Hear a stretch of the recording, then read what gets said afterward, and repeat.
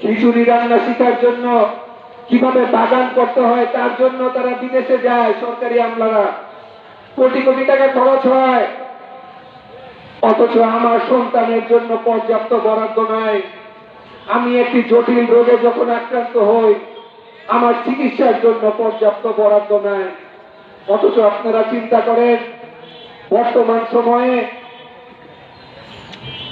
অপ্রাকৃত সার ব্যবহার করার কারণে এবং অতিরিক্ত কীটনাশক ফসলে ব্যবহার করার কারণে যারা ক্যান্সারের মতো দুরারোগ্য রোগে আক্রান্ত হচ্ছে তাদের অধিকাংশ হচ্ছে কৃষক।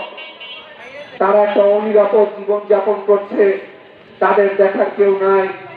আর সরকারি যারা আমলা, মন্ত্রী, সংসদ সদস্য, তাদের সন্তান বিদেশে বসবাস করে, তাদের কষ্ট করে বাজার করতে হয় না। তাই বিদ্যুতের দাম বাড়লে, চালের দাম বাড়লে, ডালের দাম বাড়লে যে কি কষ্ট সেটা তারা বোঝে না। আমাদের নেতা ছিলেন কমরেড জসিমউদ্দিন মন্ডল।